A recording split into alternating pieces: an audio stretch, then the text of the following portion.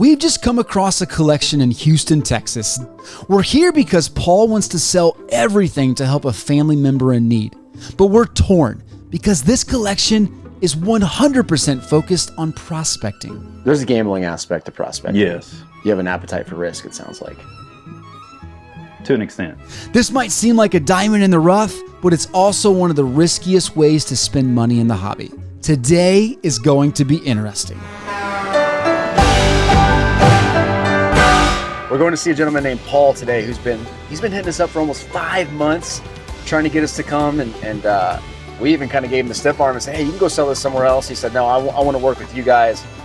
So we're going to reward his patience today by getting out there and checking out his entire collection. Now, they just had a hurricane, and I think the gentleman we're going to see today was affected by a hurricane. We get to go hang with him and see what his prospecting collection is all about.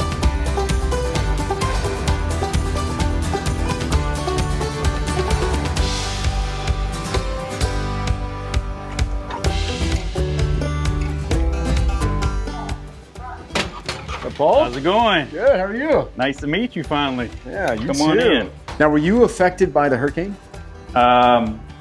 Yes. So I went outside and my wife actually got it on video. I was trying to stabilize our fence. It's an older fence. And okay. The wind shifted and just completely knocked it down.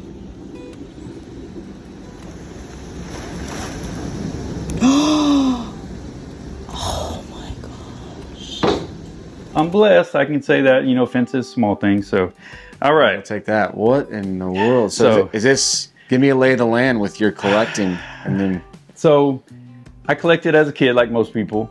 Okay. And then I moved away from college and I had a lot of the old stuff like the Ripken Rookies, you know, that era, you know, the junk wax type when they were actually nice. Yeah. The better ones. Moved away. I don't even know where that stuff is. My mom claims they're somewhere, but I don't know where. Every mom claims that. Yeah, so I stopped collecting for a long period of time. I didn't necessarily get back up with COVID, okay, but I did a little prior, and then COVID kind of, you know, had a lot of free time type thing, and baseball is my one sport I love more than anything. I was like, well, I like prospecting, you know, prospects and card collecting, so I put the two together to kind of follow them along their journey, and hopefully they blossom in these stars, which a lot of them have. A lot of them are still, you know, young in their career. So a lot of the guys like the Soto and your man Witt, and I had a lot of theirs, but I've sold them since then. Probably should have waited a little bit. Each year I go through and I look up, you know, the top prospects. I follow them, see which ones I think I want to invest in, and then. If you're a newbie into the collecting world, you might be wondering what prospecting is. Well, similar to the days of gold prospectors hunting for plots of land, hoping to find gold deposits, sports card prospectors are doing basically the same thing. They're hunting and investing in players that are early in their career, usually in the minor or developmental leagues. They buy up their first draft cards and hope to unload if the player starts performing or gets called up to the big leagues. This is a risky game to play because thousands of players get drafted each year across every sport, but only a few make it to the next level, and only a few of those become all-star caliber players. I am currently an educator, PE coach. It's my 25th year coaching and teaching. I coach just about every sport, baseball. Well, I used to do baseball, but football, basketball, track. And also I officiate high school basketball. One of my cool stories of that, years ago when Julius Randle was in high school, I had the privilege to be able to officiate one of his state playoff games. For me, it's always been about sports, on and off the field or court. So I've always enjoyed it, and that's what also card collecting, it all comes together. Okay. So how have you organized it? You mentioned you have like a categorization system. So this is just my big collection of majority autos, a lot of graded. Okay. I don't remember how many graded, like 300 graded cards, and you know, you'll see them all, of course. But yeah. So this is the big collection, and then I'll have some stuff that I've accumulated as well, which I call, you know, trying to think of names for them. So I got a JV PC, okay, and then I have a varsity PC, then I have a MVP PC, and what the MVP is, I pulled a lot of stuff from the varsity one, stuff I would like to keep, but obviously I'll you know, it's open as well. So this looks like this is Jordan graded, so I've collected over time. Is this the JV? No, this is just like the random collection that I originally reached out to you on. Okay, so gotcha. now, obviously, these could be in my better collection, but I just left them there at like that. Okay. Why are you selling? A few reasons. One, I've kind of Gotten too much? got too much, which Okay. my wife's not happy with. That's one reason I like to slow down a little bit and like invest on, you know, some of the smaller ones. Two, I have a family member that's needs medical help, and I like to be able to help out as much as I can. Okay. For that reason. So those are my two, you know. So your like ideal situation for you is sell it all? Is that like? Yes, I'm open to sell it all. Okay. That's, you know, because I would like to be able to help out as much as I can. Okay.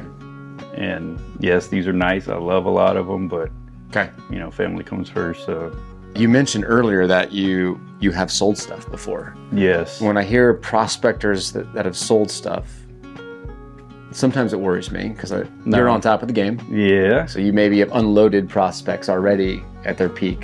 Tell me about that. Some I have, like Corbin Carroll is an example. I watched him for several years. And the reason I ask that is because you if you didn't sell anything, it's like, well, cool, awesome.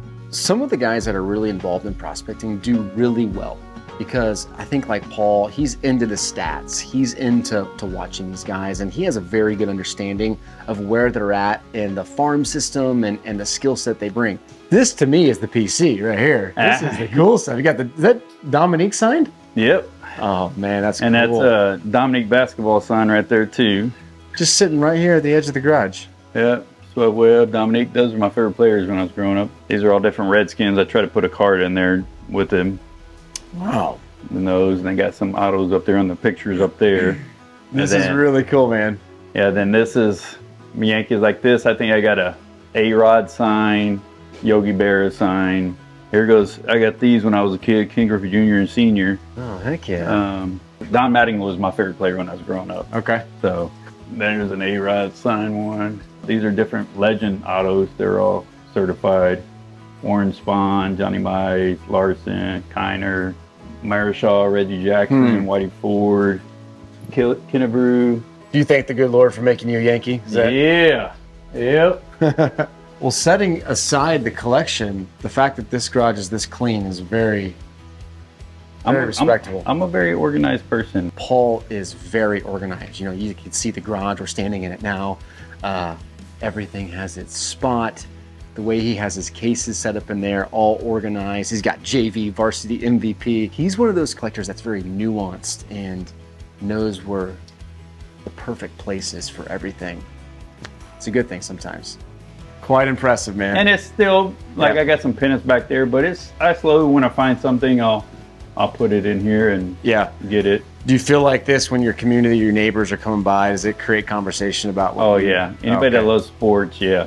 Yeah. And a few delivery drivers as well. So, Any other collectors around you you gotten to know because of this? my neighbor next door, he collects a little bit, but and there's a couple other people, but they've moved. So Gotcha. But Are you pretty tight within the hobby? Do you have a pretty good community that you share stories with, buy, sell from? there's a few guys I've met through social media. You know, a few guys locally Okay. that I've met. You know, when I kind of got back into this. Yeah. I'm not one big on social media. I'll go on my ESPN type thing. Yeah. And You know, so the past couple of collections, we've had just folks say they're not as involved in the community as maybe most people think, and that's totally fine, right? That's the beautiful thing about the community is you can be a loner, you can be slightly engaged in the community, or you can be all in the community.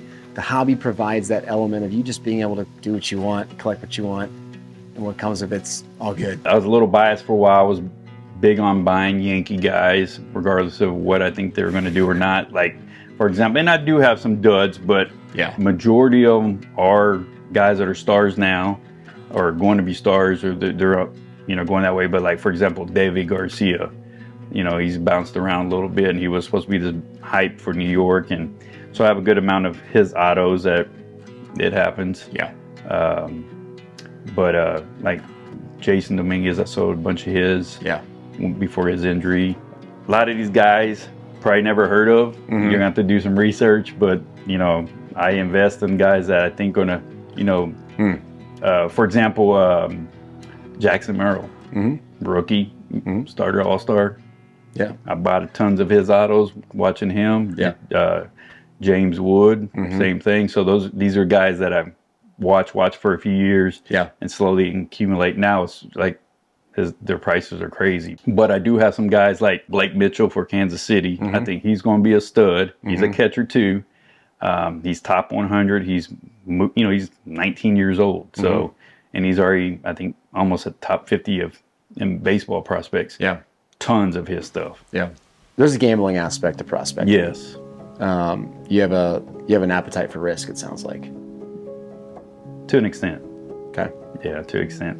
Yeah. And I buy low, hoping they continue to climb. And when they do, then that, obviously that makes sense. I don't want to buy now when they're top of the market type thing, and defeats the purpose of that. So, and of course they would continue to go, but I like getting them when they're low and getting them when they're kind of nobody type thing, and see them blossom. And some don't make it, but a lot of them have. So well, so you have sold before. Mm-hmm. Why not just piece it all out and sell it? Well, I've done it. I've sold some. It takes time, and it's exhausting. And being an education and a coach, I have I'm working long hours for that, and then family type thing. So I've kind of slowed down a little bit on that, and it's just I don't do that full time. So like some people do, and it's too much to do myself. Unbelievable amount of quantity. I think that's what's obviously overwhelming for him. He's thinking, if I wanted to go sell this, it's going to take me months and months to sell. I get it. Like, I obviously see a lot of inventory, so I'm not as overwhelmed, but there is a ton of stuff here. The work and the focus you don't want to put towards it. Okay. And this is what just your bread and butter. This is what you do. And and a lot of these guys you're going to put away, or I would say put away for a couple seasons, and then you'll start seeing them come up. So so that's going to be the dilemma for me this entire day, is I'm not the type of guy that puts away. I'm not a prospector. I'm not the type of guy that likes to buy into the risk of holding something for 2 or 3 years and hoping someone pans out. There's a little bit of that when you buy a rookie card of an early, a guy that comes out this year, or it's coming up the next year, even like Victor Wembanyama. But prospects in baseball are a tough game, and you've got to be laser focused on it, or you're going to miss windows to maximize your profits. I take stuff, either it goes to a PC or it goes to the market quick. So I have to look at it slightly different, thinking, okay, I'm carrying a little more risk than I normally would. So, which you'll have to educate me a little bit too. If you were to sell all of this, piece it out, what do you think you'd get for it? What's your gut say? I mean, you know the market now. Well, if I was going to do that, a lot of these guys I would wait on. You'd wait? Yeah, I would wait on a lot of them. And like, for example, the Blake Mitchell, I said, next year his value is going to be more than it is this year. Right now, it's a decent amount of money right now for a baseball prospect. He mentioned Blake Mitchell, awesome prospect for the Royals. I'm super excited about him. But even a guy like him, being a Royals collector, I haven't gone really deep into, because I know the risk first off of a low farm system prospect, and then also the risk of catchers. Right, I can go buy Salvador Perez stuff, a future Hall of Famer, for relatively cheap. And so it's kind of given me a little bit of hesitation even jumping to a guy like Blake Mitchell. So I really I'm probably gonna call up Tyson Banker and start getting some insight from him on some of these guys to make sure that it's really worth digging into at this point. I have quite a bit of Jordan Walker. He was a stud last year as a rookie. He's struggling a little bit. They sent him to the minors, but he's only 22 years old. So, which I wouldn't be in a hurry to get rid of him either. So. So I don't know. I guess what I'm asking is, help me know what your number is so I can work backwards and try to justify it. $1 million.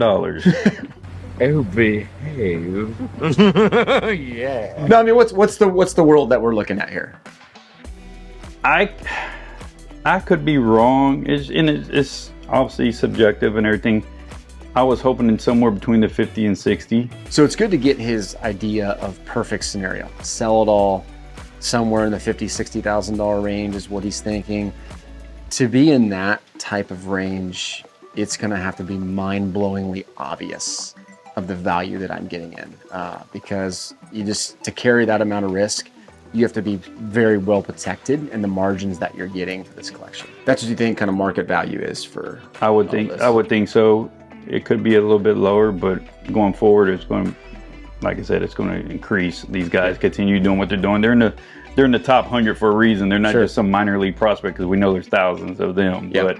But these are the best of the best. So I'm very picky on who I invest on. So because obviously there's thousands of players in the minor leagues, and you find the ones you think that are going to do well. Now obviously there's some guys that didn't pan out or hasn't panned out yet, and that just comes with the territory as well. Samuel Basallo. He's at AAA, I think, right now, and he's tearing it up at AAA. Yeah.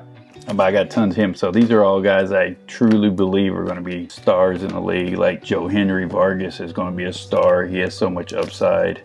This guy's tearing it up right there. Jacob Wilson. Yeah. Rainer Arias. Yep. So Henry Bolton. He's down at single A, but he's tearing it up. He's a slugger and he's fast. This car right here, look, find those how much those go for. They're crazy.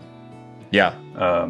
This guy right here is going to be Jacob a star Wilson. as well. That's Jack Wilson's son. They used to play in the league. Oh, nice. That's his son. He's tearing it up at AAA. He's like batting .390 in AAA. Okay. Something crazy. So you mentioned Jordan Lawler a couple times. Yes. Did you go kind of big on him? Oh, yes. Big on him, big on Henry Ford, Ezekiel Tovar, who's a rising star right now for the Colorado Rockies. Basallo. You really do like Basallo. Mark my word on him. That guy right there. See, that's one of the pitchers I'm looking at, Noble Mayer. Okay. He's, same thing, I think 18. Mm-hmm. He's top 50 in major league prospects. I think he's like at single A or high A, right? Maybe high A right now. But Okay. he's doing pretty good. He's only, I think, 17 or 18. Noble Meyer is living the dream. Pitching really kind of stole the show in my heart. The top-rated high school pitcher in America. It blows my mind. Projected to be a first-round pick in the upcoming MLB draft. So with stuff like this, would you send it in to get graded? Is that something you do or not worry about it? I eventually would down the road, Mm-hmm. but right now it's not. That's James Wood right there. That's He's not. one of two or something like that. So you got a lot of Leaf, a lot of Panini stuff. And those ones I try to get the ones, like that's a 1 of 1. Yeah. So, and I think the top one's a 1 of 1, or that Yeah, Vargas that's 1 of 1. one. Is that just because of price of entry, a little less? I want the best card Yeah. available. Mm-hmm. If it could be the MLB or it could be the Leaf product, I want the best card I could get, especially the Leaf. Yeah. So I try to get all the 1 of 1s or 1 of 8s, 1 of 10s, or the lowest number possible. One thing to note, gone through a few cases already, and even of some of the top guys, he seems to be very interested in getting into like Leaf autos and Panini cards, which are unlicensed products for these prospects. You can get autos for cheaper, but the risk there is they don't hold as much long-term value. And so yet again, another variable to kind of consider when we're pricing all this out. These are all 1 of 1. This guy's going to be a star. Braylor Darrell. He's 18. He's in Tampa Bay organization. What do you think about unlicensed products? Are you a buyer of them? Do you hate them? Let us know in the comments below. Little Shohei. I got a few of him somewhere too. I got some coming in the mail, I believe, graded ones. But I try to go for the Bowman first. Yeah. Majority of the guys like this guy right here. Forget it. Too expensive. Too expensive. Even Braylor. Yeah. This guy. This So, is crazy. A guy like that. So this is it. I'm really curious because you're in this game. Mm-hmm. You believe he's going to be good. Mm-hmm. So doesn't it make sense to go buy his Bowman first right now? At what point do you say it becomes stupid? So the way I look at it is, and that's one way I look at it. So his Bowman best graded, it could be a 9. You're not going to find one under $100. Mm-hmm. They're just the 9s, 10s. You're talking about a couple hundred. Prices can change very quickly on prospects. Even just doing a quick search on some of the sold items that you see here, you'll notice that I find plenty of numbered autos for less than $100. And those are PSA 10s. Braylor Guerrero. Bro, Probably one of the worst. work on things your I've auto, seen. man. We don't just need a beat. We need the rest of your name. Yep. Come on. I've seen some ugly ones. That's one of the uglier ones. This one right here, I just try to get the oldest card possible. That's what I did. Well, I was you trying went to- far back. I try to go as far as I could to, the oldest card possible. I'm being graded, of course, make sure it's legit and all that stuff too. Yeah. And that's what I got.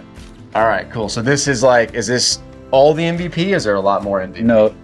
No, this is all the MVP. So this Okay. was like my top of the top. Okay. Originally I was going to keep type thing, but I'm open up as well. Okay, so I see a lot of 9s.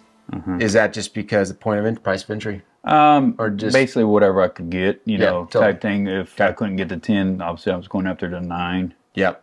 Each case you open, there's 100 or 200 or 300 autographs of the same player in many cases. You really will run the risk of kind of cornering the market. And I say that as like it's a risk because there's not as many buyers as you think for certain players.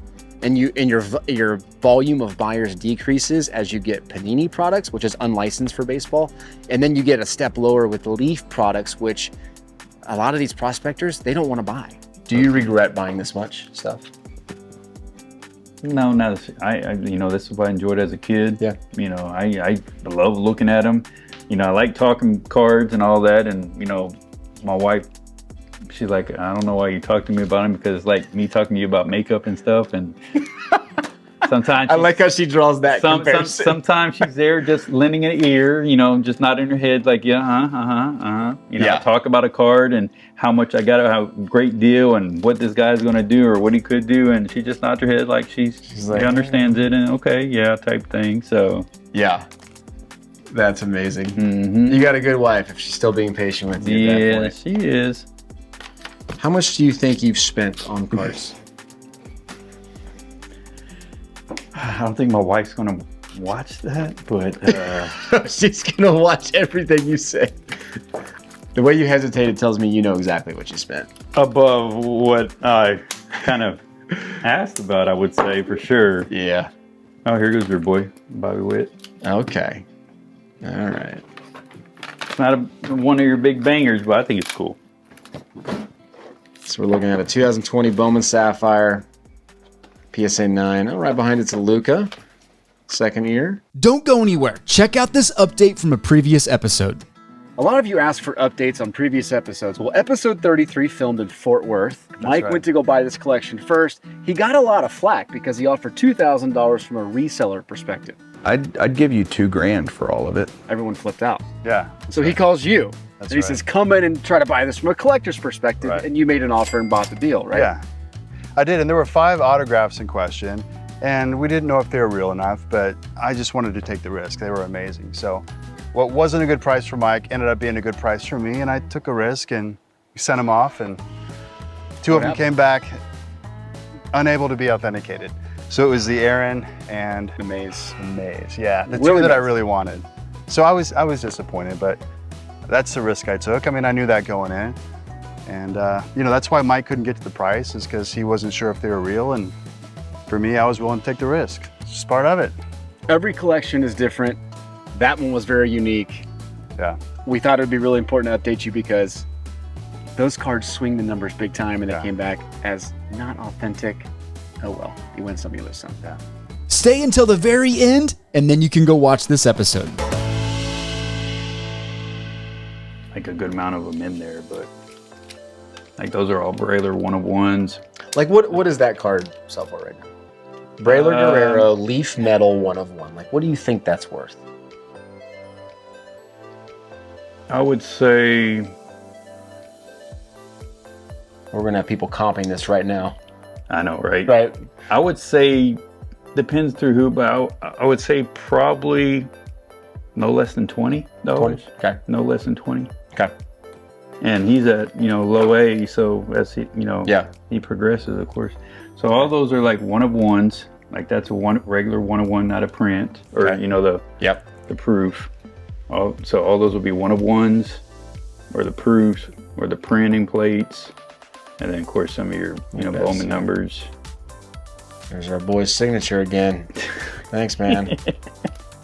He's got the prospector's mentality. Guys that you go in on, you think are going to set the world on fire, right? And I understand that. Like, I got guys I think are going to set the world on fire too.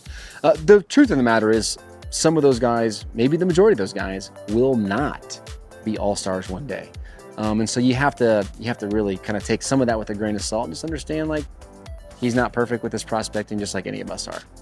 So like this stack here, right? Mm-hmm. These are all cards you've been picking off of eBay for the last 2 years, or for some of these guys in this range. Yeah, just been diligent. eBay, and I don't, obviously I look at the condition of the card and the number and how much going for, and if it's the guy that I'm, prospecting like those guys, then yeah. So that's what I do. I just look and look and look, research. I follow along them too, type thing. But dude, I'm gonna have the best Blake Mitchell collection if I walk out of there with these.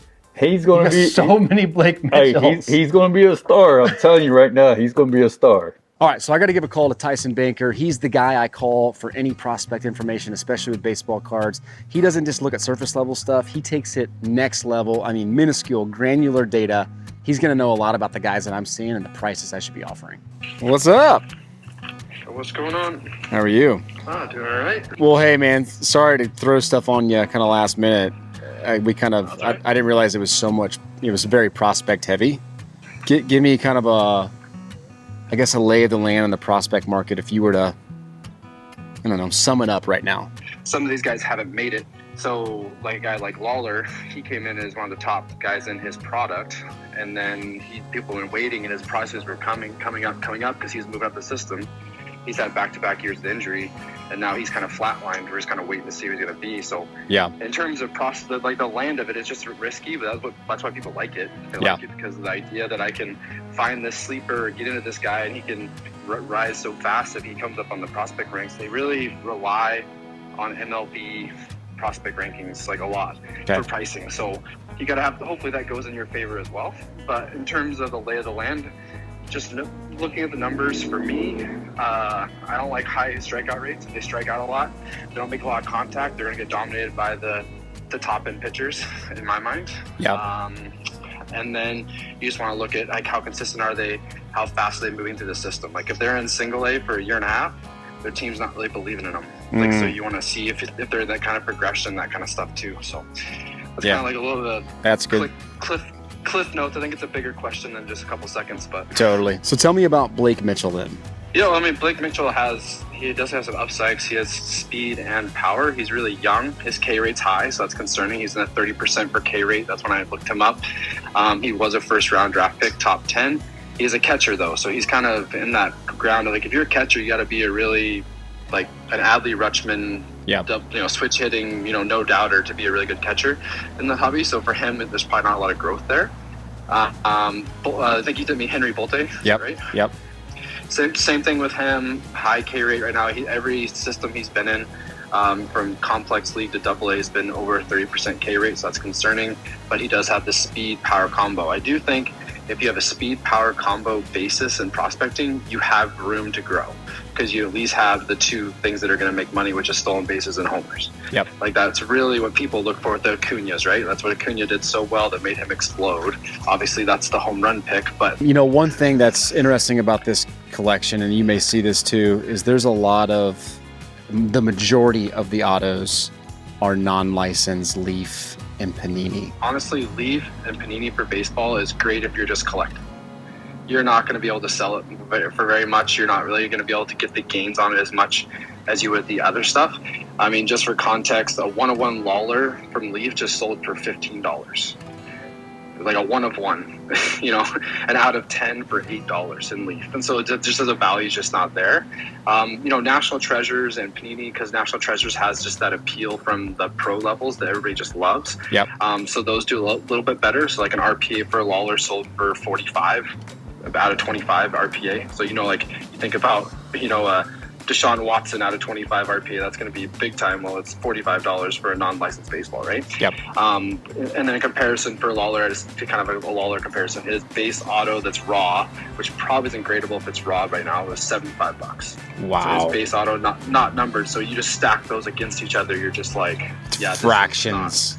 fractions and fractions, right? So my best thing is that if you're a big Lawler fan or a big Diamondback fan, or I'm a big Mariners fan, sure, I'll take some Julio Leaf autos, but just for fun and just for me, because I'm not going to be able to sell them. Really. Okay. That's super helpful, man. So what I'm hearing is some decent names in what I sent you.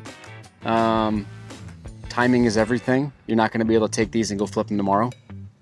And then be really careful with unlicensed. Is that a good summary? Perfect. I couldn't have said it any better.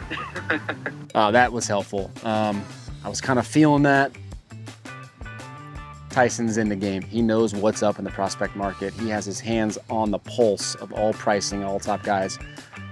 I got to be really careful with the way I frame this offer. Yeah. You got like 20 Basallo. He's that's one thing with me though. If I truly believe a guy's going to be a star, I'm going to invest in the guy. And Yeah. So now I'm curious. Let's look up a Samuel Basallo Bowman's okay. best. Let's just see what we think there. Yeah.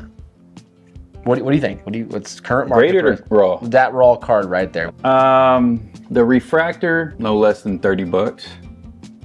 Okay, so the last refractor sold for $29. Did I buy that?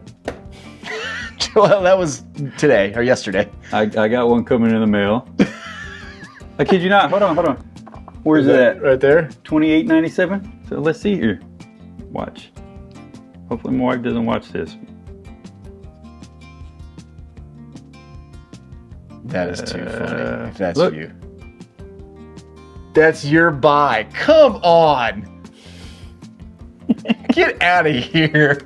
It's a refractor too, so I was shocked I got it under $30. Why am I here today buying your collection if you're still buying? You can't. This is the collector's mentality. I told him, well, if it's a deal, especially if it's a guy I think is going to be a star, but... So for the next hour, I continued mining away into the deep cavern of prospects. I consider myself fairly in tune with the baseball market, but I kept uncovering stacks of players that I know nothing about. This collection is truly nuts. These are all wits here? That's all wit. Okay. So if you want to unlock, you want the key to unlock my heart, this is where it starts. Were you getting him before he exploded? Some of these are second year, so. A lot of, not too many. Okay. So some of the older ones, yes. And then his auto, I don't even remember what autos he has that I have of him. So this is a little change of pace. You got, Gunnar Leaf, Shohei, Andy Pettit auto, Cepeda, Dave Winfield. This is like anti-prospect stuff here. Yeah. Yeah. Like this box here is all Harry Ford, Jordan Lawler autos, Marcelo Mayer. What's the most you've sold a card for? I sold Karl Malone PSA 8 because it's a rare starting lineup card for $325, I think. Okay. Yeah. So what category are we looking at now? Does it even... Between probably the JVM varsity. Okay. Like this James Wood, I definitely hit, even though it's a Leaf 9.5, so obviously his value is going through the roof now. He has a great signature too. Yeah, I know, right? Lawler, that dude needs to stay healthy. Yeah, he will be. Hey, he just played a little bit last year, so we got some vintage all out of nowhere. Yeah, this would be my old collection, or the old ones I have. It's not like the stuff you've seen, but Maze Snyder, cool. Fence Busters, cool. I love this card. 59 tops, Cubs, Clubbers. So what's the story here? Just you saw opportunity? Any of them I thought was a good deal. That are, I like old cards too, but question is, what can you afford? So I just try to find some of the older guys that are well known that I could get my. Oh, here you go. Here goes Bobby Witt. You found some Bobbies? Yeah, I knew there was somewhere. All right. Mixed in with the Lou Gehrig stamp. A little stack of about 10 Bobby autos, 11 Bobby autos with the. Oh, that is Bobby. I just looked at it real quick. I thought it was Marcelo Mayer for a second. It's when did you get these? Last year. Okay, so you were paying a pretty penny for them. Yeah. prospecting is a gambling mentality. You're taking gambles on players and you're hoping for their success. That's not the type of gamble that sometimes I'm not willing to take, and I have to be willing to maybe walk away if it's not the right price range for us today. Yeah, the guy, he got me these. I got them, man. I just opened them just for fun. But like some of these older ones, I didn't want to open just because, you never know what rookie's in it type thing. Okay. But, You use Waxstat? Okay, so Waxstat app, you just go scan the barcode. Bing. Going price right now is $23.45 across all sites. How cool is that? That is cool. So first off, use Waxstat. If you're not using Waxstat, they're the official price checking tool for any seal boxes that we have. We've been using it nonstop over the last few months. We just showed Paul how to use it. Go get the app in the App Store. You got Apple, you got Android. You can get price updates. You can go find the best deals. Waxstat is amazing. All right, I have a lot to think about here.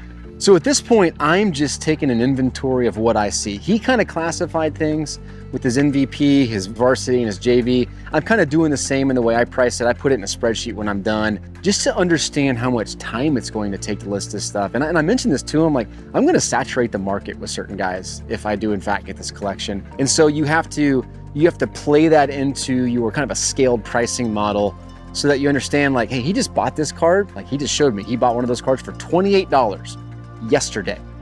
You're probably not going to go get $28 for it tomorrow. And especially when you list 100 more of that guy. So that price is going to decline as you hit the market with some of them. So it's going to be very complicated, but I'm trying to simplify it in the way I price it. Did you know that we're giving away free cards to viewers? I know, we're super cool. But seriously, in our last episode, we gave away 5 amazing cards, and we're doing it again in a few weeks. All you have to do to enter is just join our free email list. Click the link below and join in less than 5 seconds. Back to the show. You ready to talk some numbers? Yes, sir. Okay. I want to clarify something first. Okay. When we walked in, we talked about like what your idea of market value was. You said 50-ish. When you said that, what did you actually mean by that? Like, that's what you think the actual value is of everything? Give or take, okay, around that area. And in baseball season it goes up, baseball goes down. Same thing with the athletes and so forth, if they're what level and whatnot. Okay. So somewhere around that area. Okay. Market value versus what you wanted to get for it, two different things. Yeah. Right. So if you're saying market value, that's different. But if you're saying like, I want $50K for it all, of course, you want the most money you get, but there's two different.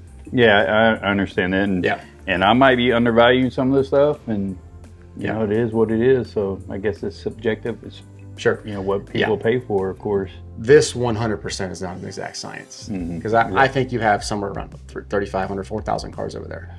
I was jotting down like rough numbers of quantity. It's probably about 4,000 cards over there. That is not an exact science of trying to like figure out comps for that stuff. Yeah, I know, and so it's a lot. So this is something funny to kind of think about, like 4,000 cards. If you were to sell this on your own, people sometimes like, oh my gosh, you should just go sell on your own. 4,000 cards to list for you at 15 per hour. It's like 250 hours. I've listed some, through eBay when I don't do it anymore because it's just so time consuming. But I sit there and you list it, and I want, you want to take, because a lot of people just, the pictures are not very nice, and I like setting them up nice, and it takes time and describing them and all that stuff, and then listing them, and it's a process. It definitely is. And my phone, I got tons of photos of when I was taking them and all that stuff, and it's exhausting.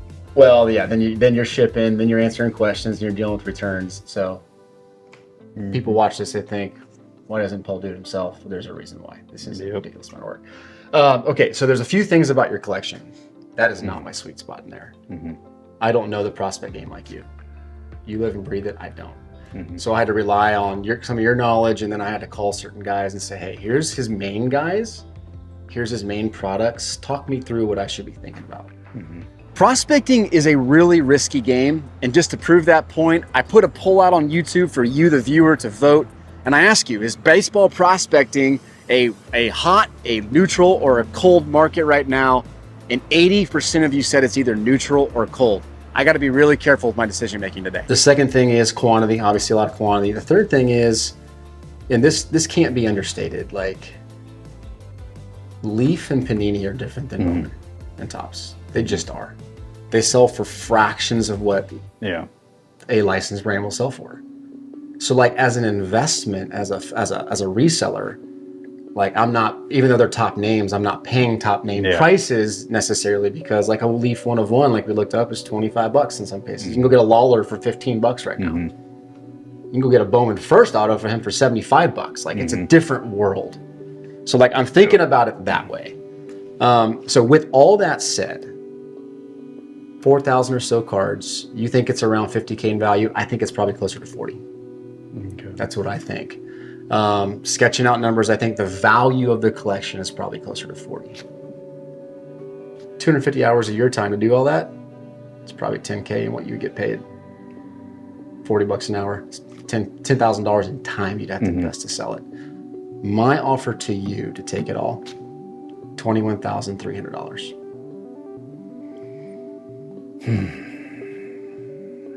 Oof.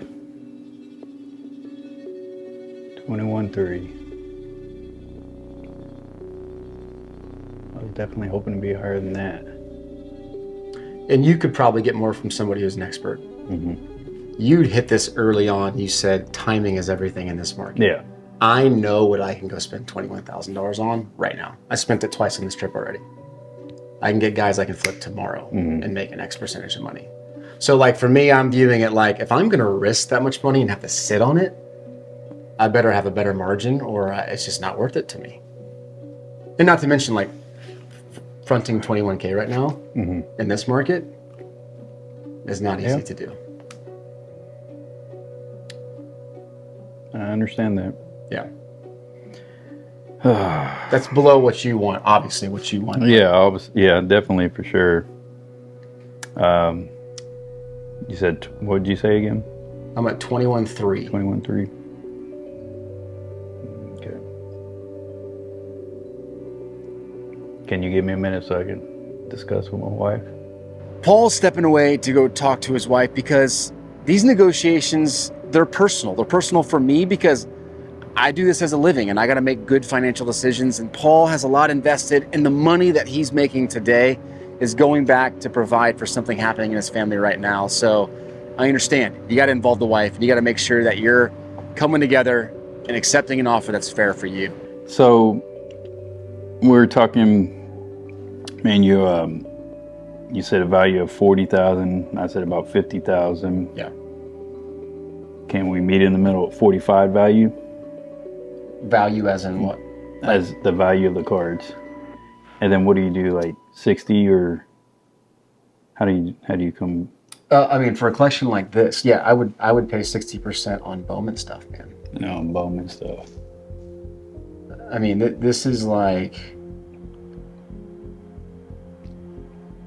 I'm not going to move much off of 21. I'll just tell you that. That to me, I told him as much. I'm really even struggling to make a strong offer because I want to do you right, but I know what's coming up in 3 weeks and what I can spend 20 grand on right now. You know, I can go walk in and buy Willie Mays and Hank Aaron's and flip them tomorrow. Of course, yeah. You know, so it's like I want to give you a very fair offer, but I cannot overextend myself on prospects. I just can't. We had a couple guys basically advising us not to, like, don't pursue that. Like you're going to be really, really waiting. What are you struggling most with? What you paid for it? Oh no, definitely not that. No, okay. I understand that completely.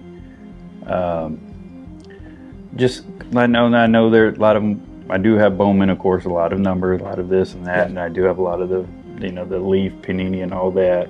Yeah. Which it's tough because when I did invest, I understand that there's a lower tier of them, but at the same time, I was trying to get all the one-of-ones because there's only one of them, of course, and all the low numbers and all the one of whatever set and all that, just to make it a little more valuable than just any random number. So, and the prospect side of it, which I know it's a waiting game, and how long is it going to take them? Are they going to be at Jackson Merle where they jump up right away, or they're going to be someone that's going to take a little while to get there as well. Yeah. I understand that completely. I was hoping to get, a little more than that. I explained to my wife the whole, how the whole thing works as well, so she understood. Yeah. So, anybody wants the most they can get, of course. Yeah. Yeah. I mean, if 22.5 is like that makes it feel better for you, I would go up to 22.5. That splits 45 at 50% of what we think the value is. Gotcha. That's bad timing. That's my wife too. Honey, don't spend 22.5. That's what she's gonna say. No, I'm saying it's a Kansas City boy in there, so it's gonna have a lot of value. But yeah, if we agreed it was 45 and like 50% is 22.5, like that to me feels like a very healthy offer. Yeah. Okay. We can do 22.5. You want to go talk to your wife again, or you? I'll just run it by her, but I have the final decision, of course, on that. So. Okay. Yeah, let me run it by her real quick. Why don't you double check that, and let me make sure my wife's good too. Hopefully you can feel that Paul and I are both struggling on this one. Now, this would not be the most money that I've spent on a collection, but it would definitely be one of the riskiest purchases. While Paul's talking to his wife, stop the video.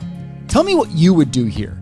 Type number 1 if you do whatever you could to make the purchase around $23,000. Type number 2 if you'd run away from this deal as fast as possible.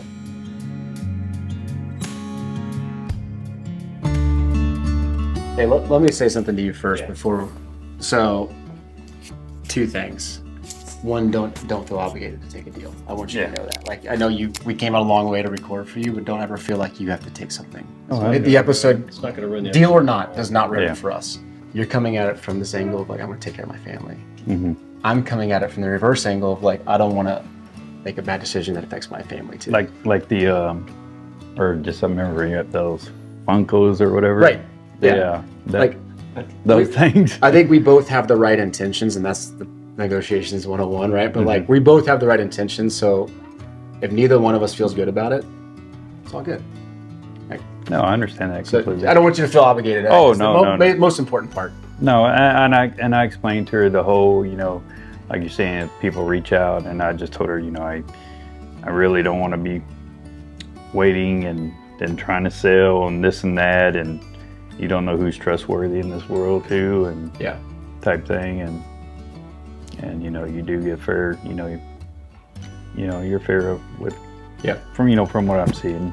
Yeah. What I like more, of course, but sometimes it is what it is. Yeah. Type thing. So we can do the 22.5. 22.5? Yeah.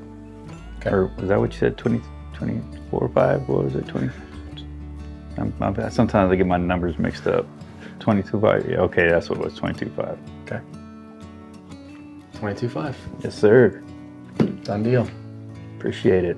All right, we got the deal done, and that was intense. Hopefully you could feel that. That was real intensity because we're juggling 2 sides of this. I'm trying to take care of my family. He's trying to take care of his family. And I think a good negotiation is when you both feel a little bit uncomfortable. And that was definitely the case there. I was not going $1 more. That was the truth. 22.5 was going to be my max, take it or leave it. And he took it, and I'm glad his patience was rewarded. The sun finally came out today. Maybe that's a good sign, but thanks for following us along on this journey. Keep chasing.